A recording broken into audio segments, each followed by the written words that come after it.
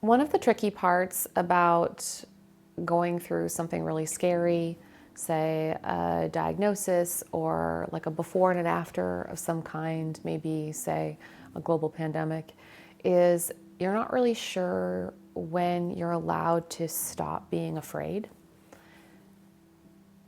Because the easy answer is, well, just don't be afraid. I mean, just go and get him. Go get him, Tiger.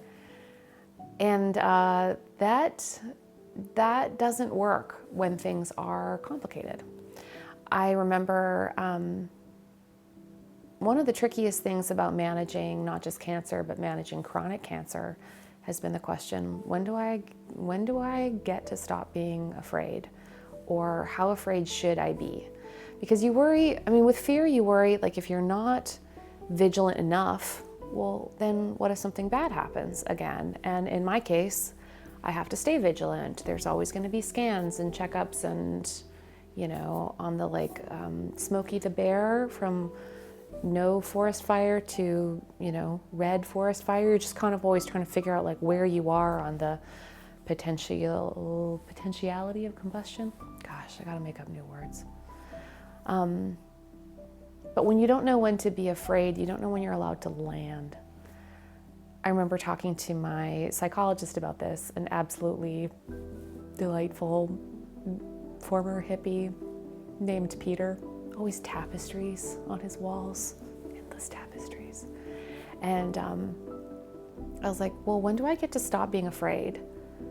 He's like, I don't know. I said, well, what would you do if I was afraid of heights? He's like, well, we might try something called exposure therapy, where I take you up to the top of a roof and then we kind of settle in there until you get used to it. And I was like, well, what happens if I was afraid of heights, you took me up on the roof and then it caved in multiple times? Then what? And he laughed. He was like, well, it would probably take a lot longer for you to get over that fear.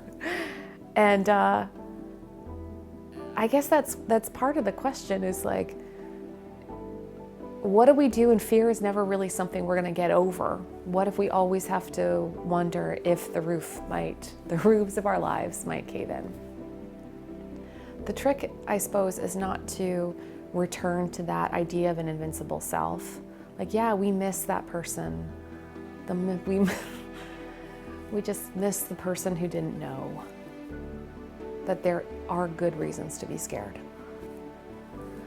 On the other hand, now that we are this person, the person who is aware, the person with their eyes wide open to the world, I think the question is, well, how do we live here now that we know? How do we let fear take up space, enough to be aware, enough to be careful and vigilant, but not so much space that it makes our lives small? The temptation will be to shrink to something that feels manageable. But then in doing so, we've squeezed out most of life. So, yeah. Fear is a weird friend. It can make us aware, but in the end, I think it reminds us that what we really need alongside fear is courage. If there wasn't anything to be afraid of, we wouldn't need courage. We would just need a pat on the back and a go get him, Tiger. So, yeah, here's to a little more courage.